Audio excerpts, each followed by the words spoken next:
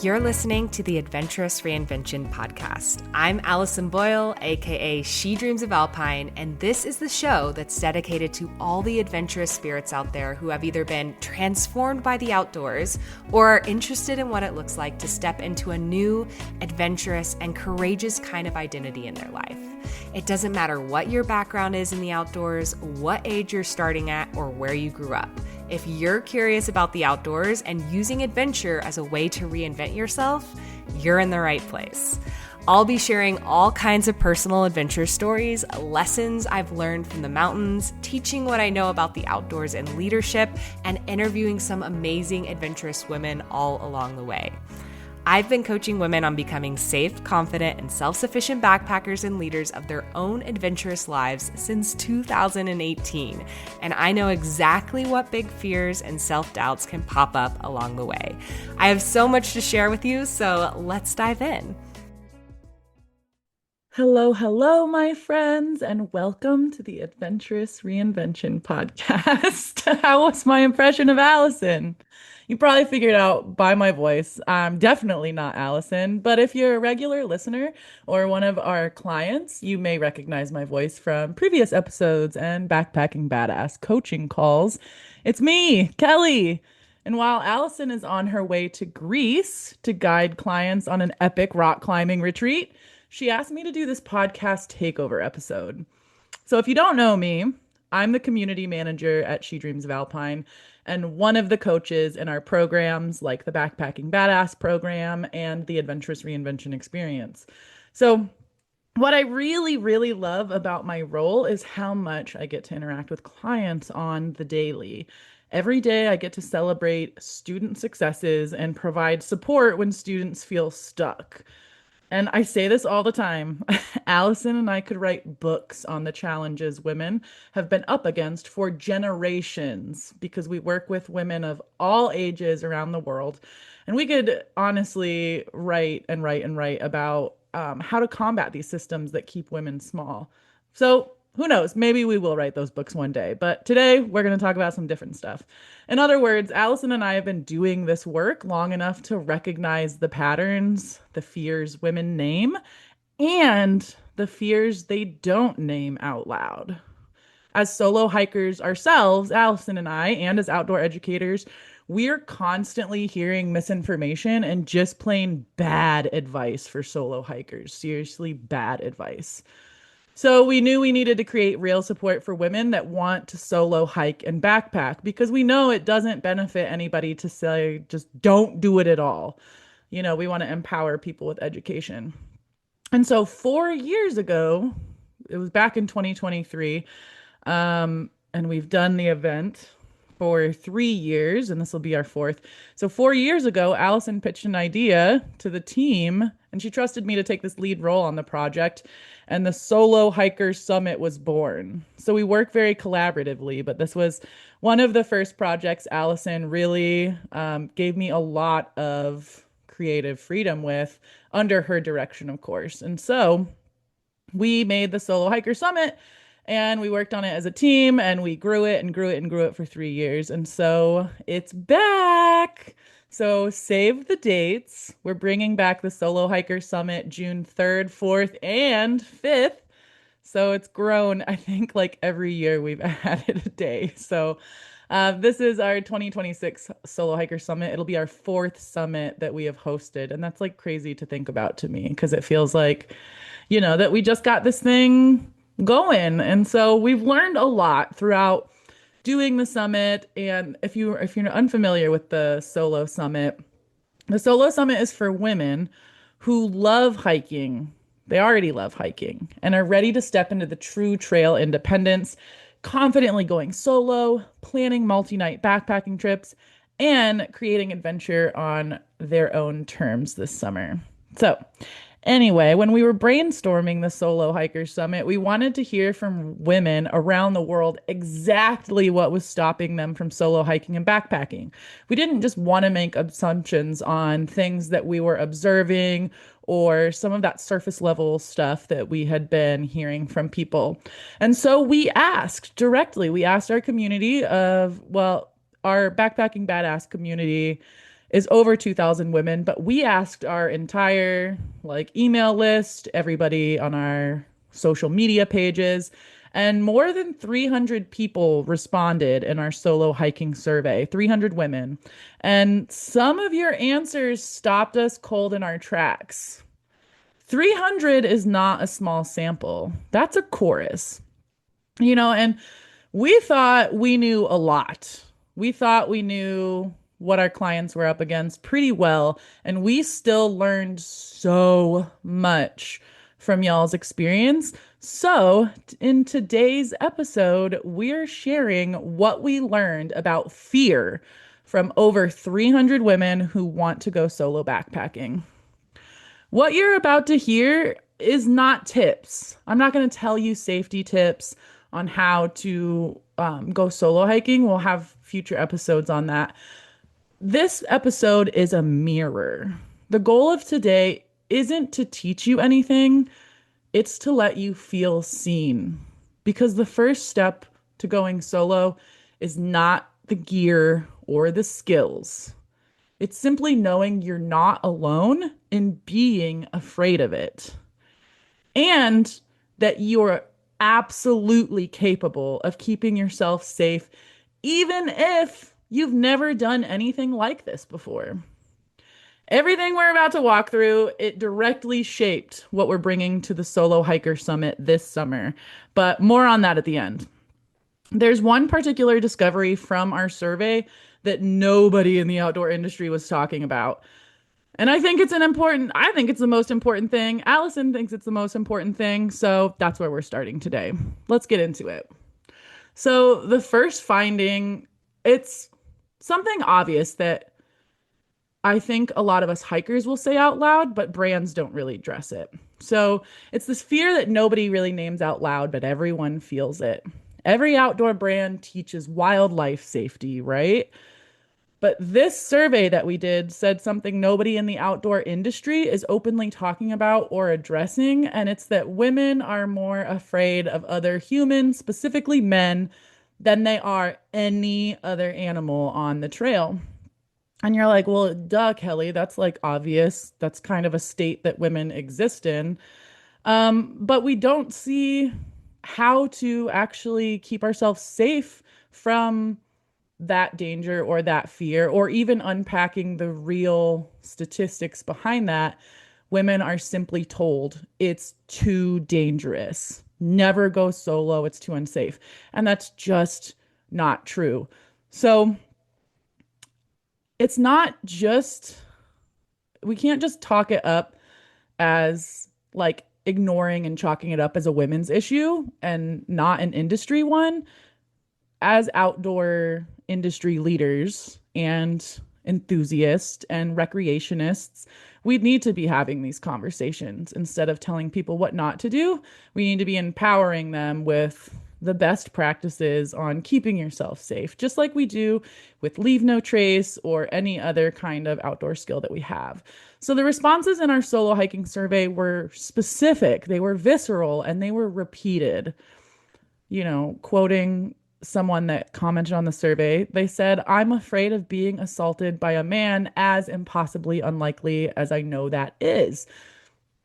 So one woman wrote that, but many echoed it.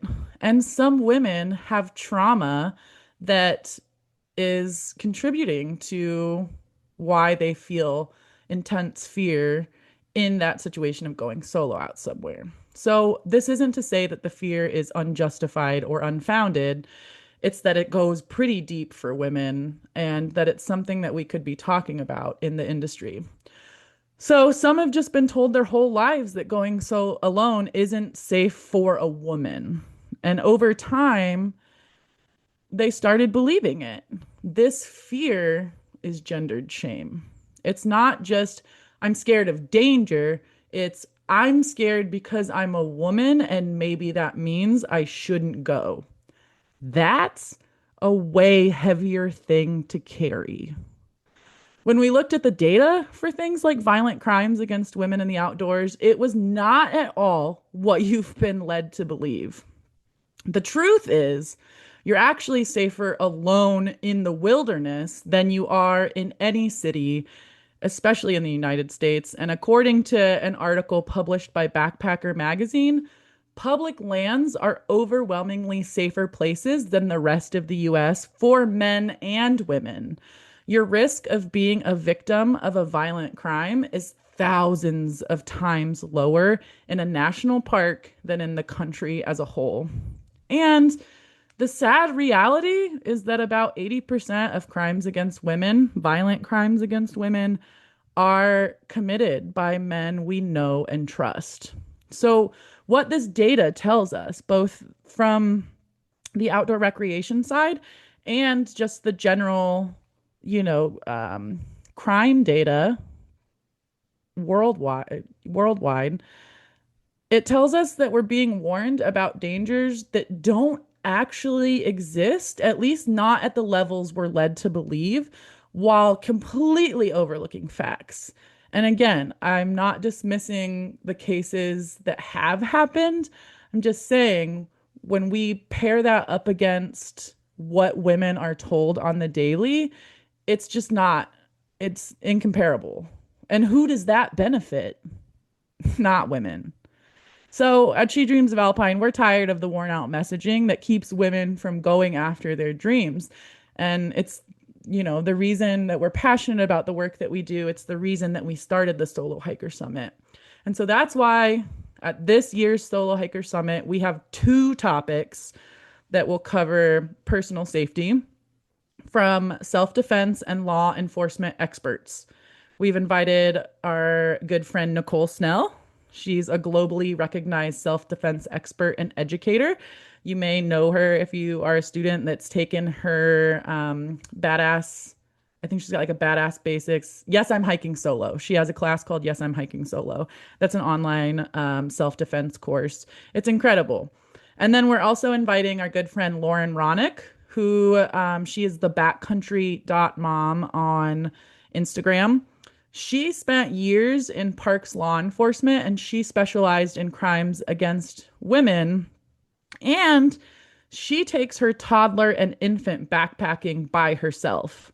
Because I always find it interesting that people are constantly telling women you can't go solo, but also expecting women to constantly take their kids out solo, like moms in parks, moms in the grocery store.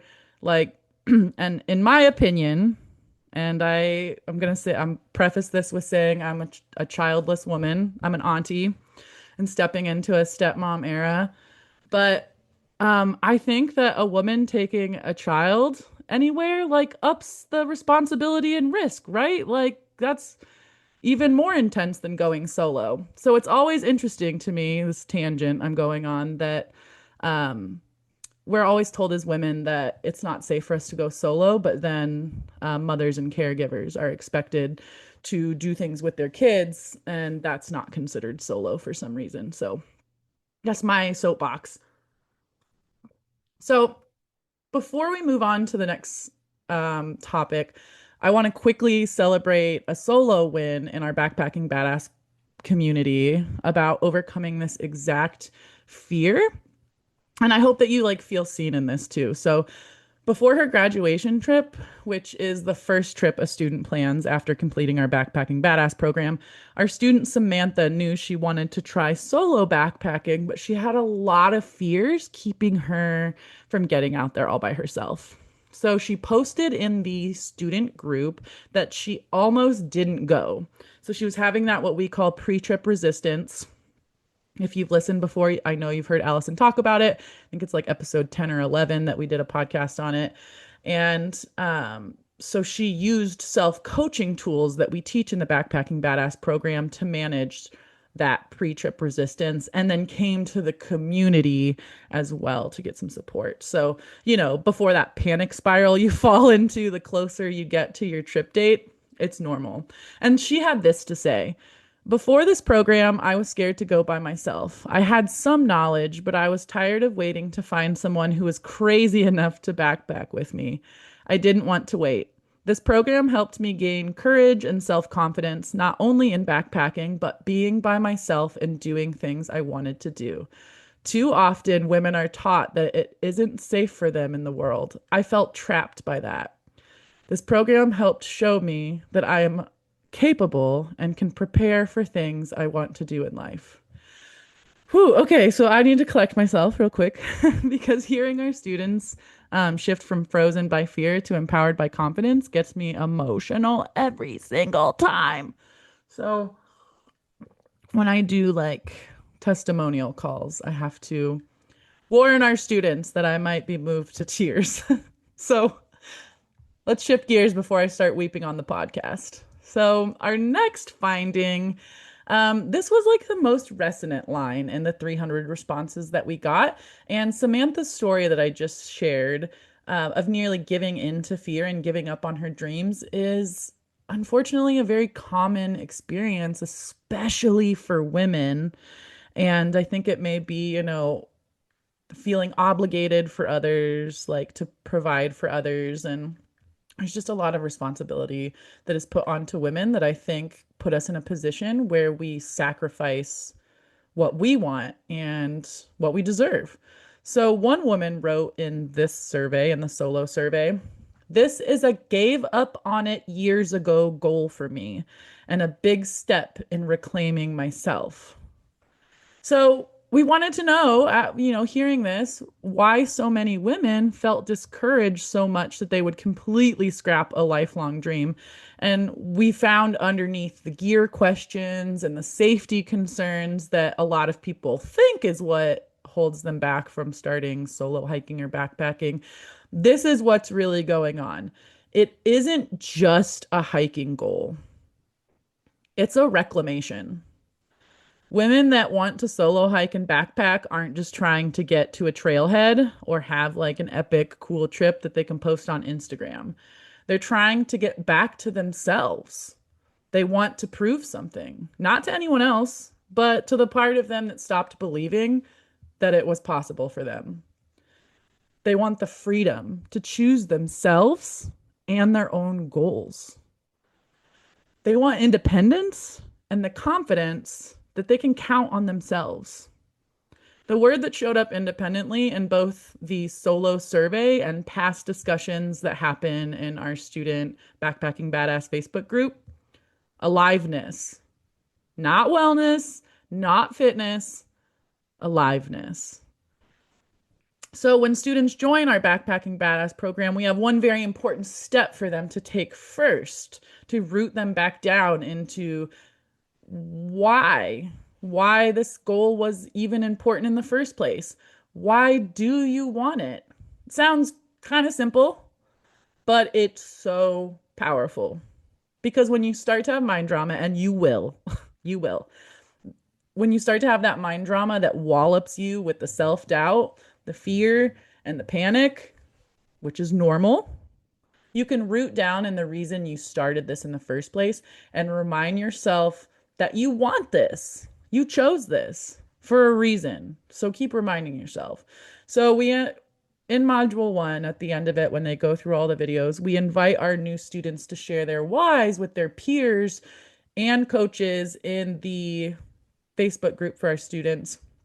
And this is one Jacqueline wrote, one of our students, and it's a shining example of what I mean. She wrote, "Looking at module 1 made me really think about my why and what. What I want from this course is to feel more confident in the woods. I've always been a day hiker, but I've never been out more than a day alone.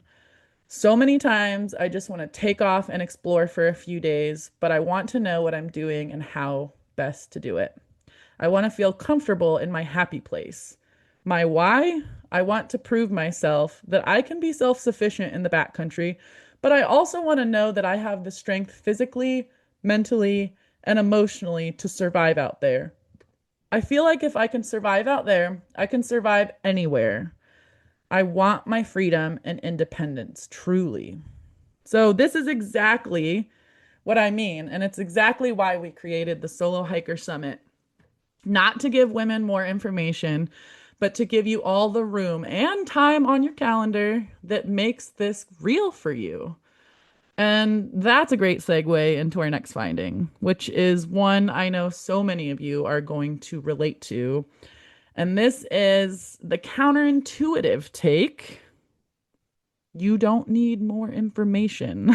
All right. This one probably surprises you. It surprised us for sure. I really, really, really need you to hear that one. Okay. Hear me when I say you are not stuck because you lack knowledge. This is something that a lot of people feel. If I just know enough, I'll get the confidence. But you don't need to keep consuming information. When we evaluated the 300 survey responses, and let me tell you, this was actually before like AI was taking off and people were using that to crunch stuff. We read I should have started with that. We read every survey, every comment, and it was like a long survey, and we read through 300 of them and pulled out quotes and things like that because at the time there was no AI, at least not widely available, and we were reading through all those responses. So, we just didn't feed this through something and tell us like pick things out. We ended up reading all of your responses. And so what really ended up surprising us as we were reading through each of these is that the women that were wanting to go solo, they already did the research. And we discovered as educators that the problem was not actually information, even though there is a lot to learn with backpacking. You're stuck because of something that more information can't fix. You need structure, accountability, and permission. One woman wrote in our solo survey, I feel like I need to have everything to start when I just need to start. And there's actually a pattern where more research becomes the thing that keeps you stuck. I'm going to say it again. More research can keep you stuck. Allison and I call this procrasticonsuming. You think that if you read enough trail guides and watch enough gear videos that you'll finally know enough to get out there. But here's the thing. Learning feels productive. It's a good dopamine hit. Doing feels vulnerable and scary and uncomfortable. You have to sit with that discomfort for the growth. So what ends up happening is you'll keep researching instead of actually going out on the trail, and the gap between knowing and doing keeps getting wider. And now you start feeling guilty. Oh, well, I've researched it. I bought the gear. All my gear's just collecting dust and I spent money on it. What's wrong with me? All this self-doubt keeps creeping up because you're just waiting for that feeling of confidence. If you've been if you've been stuck in that research loop for a while, I'm not judging you. Not at all. I've seen this exact pattern in almost every woman who comes to us. It's not a knowledge problem. It's a permission problem. And at She Dreams of Alpine, we are super intentional when we design our services like the Solo Hiker Summit and our Backpacking Badass program, so that while you're learning, you're also taking action because we know there's value to both. And we want to encourage you on the doing part. We're big fans of taking small steps to big goals. You don't have to take massive leaps. And so one of our most recent graduates, Roz, I love working with her. She wrote this in her graduation story recently that she sent in. She said, I've been a serious day hiker for years, often going out solo, the kind who genuinely loves time on the trail, but never had any interest in backpacking. That was crazy when she told me that. So she said, I should also tell you I'm an instructional designer. I've literally written a book about blended learning and instructional design. So when I started working through your modules, I wasn't just a student. I was also keenly attuned to how you'd built the program. And I kept thinking, this is really well done. I had tried other hiking workshops and outdoor skills-based programs before, both in person and online, and I always walked away feeling like something was missing. I still didn't feel confident enough to go solo into the backcountry. What made Backpacking Badass different was that the course didn't just teach me. It moved me to act. I followed your guidelines to actually apply the learning to a real trip. And before I knew it, I wasn't just learning skills in the abstract. I was planning a real backpacking trip. That shift happened almost without me noticing. And I actually did a testimonial call with Roz and got to talk to her directly. And it just gives me chills that our students feel empowered to take those small actions and then they get these huge results. So Roz ended up going to, I think it was Channel Islands, National Park. She had joined and had gotten a bonus where we wrote like a roadmap for her, which it was like a month by month. I got to work on it of exactly the tasks she should be doing leading up to her trip. And so we design our education around small actions that get you big results. And that is true not just for our Backpacking Badass program that people pay to join. We do that in everything we do. We do it in our free workshops. We do it at the Solo Hiker Summit.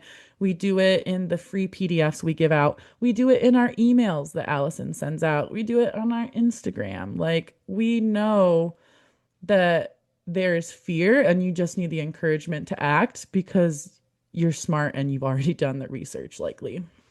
And if you're still working on those research skills, we got you on that too. And so when you're taking these baby steps, honestly, think about an actual baby step, like the way a little baby starts walking. You realize baby steps are actually fumbling lurches into the great unknown, right? So take the baby steps and do. If you're curious about solo hiking, the Solo Hiker Summit will light a fire under you. It's not just a content dump, it's a catalyst. So, this is a real date on your real calendar with real women who get it and want to support you. And that brings me to my next point, and one of the top complaints we hear regularly, which is I have no one to go with.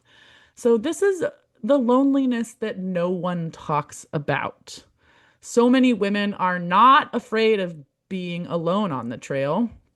They just don't have anyone to go with. So instead, they are lonely because nobody around her gets it. She has no one to share her greatest passion with. So what happens? Your friends cancel, your partner doesn't understand, or they're just not interested in this kind of stuff. Your family, they think it's risky. They don't understand why you would do that. You've been carrying this dream essentially alone. That isolation isn't just emotional, it's a practical barrier. Without someone to go with, you end up not going at all.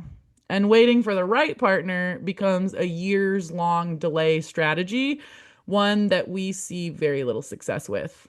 Very little success if you're waiting. And we've heard from our students, they wait a long, long time until they finally hit a point where they're tired of waiting on people to make it happen for them. So, what's underneath all of that? You just haven't found your people yet. The ones who would get in the car for a 4 a.m. trailhead start without complaining. The ones who understand why this matters. But the hopeful truth is communities of bold and adventurous women exist in large numbers everywhere, and you're one of them. So when I think about the Solo Hiker Summit at its core, it's this. It's women around the world who get it. They're not going to shame you for wanting what you want. They understand why it's important to you and the benefits of it. And that changes something. It's revolutionary. It's liberation. And it goes so far beyond hiking and backpacking. When you develop the skills and confidence to start solo and find your community as you expand your adventurous identity, magic happens. It's like our Backpacking Badass student, Sarah, wrote in our student Facebook group. Because of this community, I did something really scary and out of my comfort zone tonight. I attended an intro to bouldering class at an indoor rock climbing gym. It ended up being a one-on-one session because I was the only participant. I haven't climbed in 25 years. It felt amazing to push myself, to be uncomfortable and nervous, and I loved every minute of it. Thank you to this beautiful community for how inspiring you all are. I know I made this step because of all of you. I'm getting choked up again. I love the student story so much because it shows the power of going solo, even to things that have other people around or like aren't in the backcountry or on the trail, right? Allison talks about this all the time about just like getting comfortable with being solo in general. And she's got episodes, I think it's back during the West Highland Way one, where she talks about being nervous to eat alone on one of her through hikes where she was doing the West Highland Way, hiking through towns and villages. And so If going solo onto a trail feels really big and intimidating right now, you could practice going to solo dinners and signing up for a class solo. So you might be going to it solo. You don't have a comfort person there to talk about. You're going to have to force yourself to talk to people that you don't know.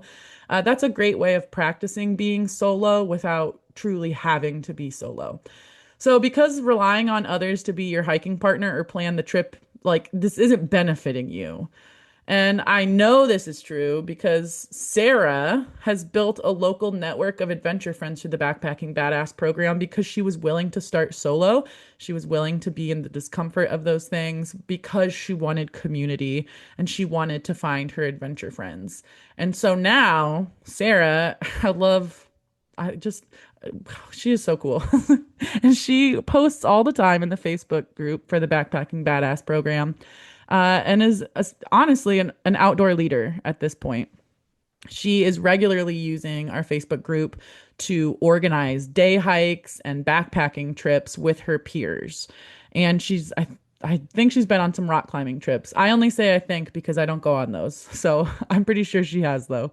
So she's done all kinds of cool stuff. She's organized group day hikes, she's coordinated backpacking trips, she's even helped other women like with getting permits. So if you want to dive deeper into Sarah's story of solo hiking, you can. And to be like solo hiking to being like a community leader and finding her community and her story into backpacking, you can check that out on episode 84. It's an epic story. So, this is all to say that going solo in any capacity is a practice, and our adventurous identity comes before we ever have proof. And then when we take the action, that's when we're gaining confidence that we're truly capable. But it has to start with a seed of belief in ourselves. And so, this is like a really big takeaway. It's my last point that I want to make. It's that the trail is never just about the trail. The confidence that you're building from hiking and solo backpacking, that confidence does not stay on the trail.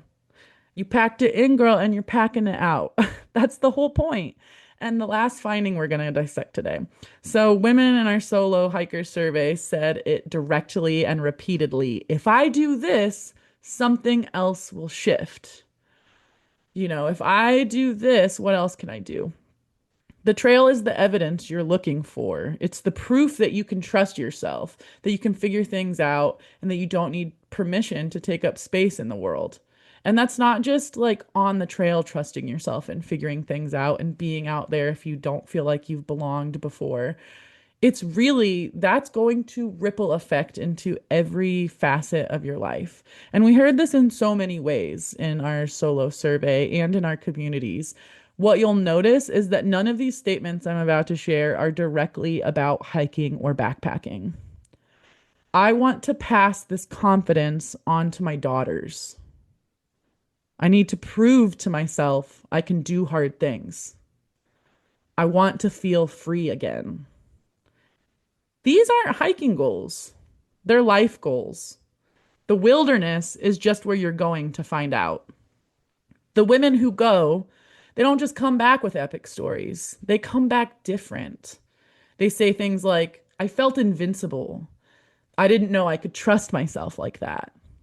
It changed how I show up everywhere. It changed how I believe in myself. What else can I do? See, I'm getting choked up again. I'm not exaggerating when I say that nearly every single graduation story that I read ends with, I couldn't believe I did it. I'm so proud of myself. And I was already thinking about my next trip before I even got off the trail. That's really moving. So, hiking and backpacking is revolutionary for women. I'm going to say it again. Solo hiking and solo backpacking is revolutionary for women. I want to end with this. If I can pull myself together. You are not lacking just because you feel fear. You're not behind. You're not the only one who's been saying someday for years. You are the majority. And you don't have to figure any of this out alone. We didn't just collect this data and file it away. We didn't feed it to something, just tell you, give us the highlights. We read it and we sat with it and we discussed it. And then we let it shape everything about what we're building this summer. The Solo Hiker Summit, every session, every speaker, every conversation, it was designed around what you actually told us. The safety sessions exist because you named men. The sessions about finding time for yourself exist because you told us you feel guilty for taking that time for yourself. The community elements exist because you told us you're lonely in this. If solo hiking and backpacking feels like a gave up on it years ago goal, the Solo Hiker Summit is for you. So, the Solo Hiker Summit is coming June 3rd, 4th, and 5th. Registration opens at the end of May. Right now, the one thing you can do is save the date, put it on your calendar, put it in your phone, and get on our email list so you're the first to know when registration opens. We'll link that in the show notes. This isn't a conference. It's not overwhelming. We're not going to do a fire hose of content. It's a focused, practical, emotionally attuned community event built specifically for women who want to go solo and who are ready to stop saying someday. So again, we'll put that link in the show notes to get on our email list. When you sign up, you'll be the first to hear when registration opens. And typically when we do stuff like that, there's like a reason to get on early. So the earlier you register, I think we'll have the event page up and ready to go. And you'll have access to like some of our freebies. We call it our like trail magic, which is like a virtual swag bag of free stuff and bonuses that we put out and that the speakers also contribute to. So the earlier you register, when registration opens, you'll get like access to that stuff. But no spoilers. So get on the list if this episode reignited a deep desire in you. We studied you, we built this for you, and we'd love to see you there. So thanks for joining me in this takeover episode, y'all. I really appreciate being here with you and doing this work together. See y'all at the summit, badasses. Hey, I wanted to thank you real quick for tuning into the show and listening all the way to the end. If you love this episode and you want deeper support in becoming a safe, confident, and self-sufficient hiker and backpacker, then head over to shedreamsofalpine.com/waitlist to learn more about our Backpacking Badass coaching program, where I teach you absolutely everything you need to know to be self-reliant on the trails and stop waiting around on others for the adventure invite. So I'd love to help you more in your journey of stepping into your adventurous identity, and that program is the absolute best place for us to start working together. So again, that's shedreamsofalpine.com/waitlist, and you can learn all about it there. So that's it for today, folks. I hope you get to spend some time outside this week, and I'll be back very soon with a brand new episode. Bye.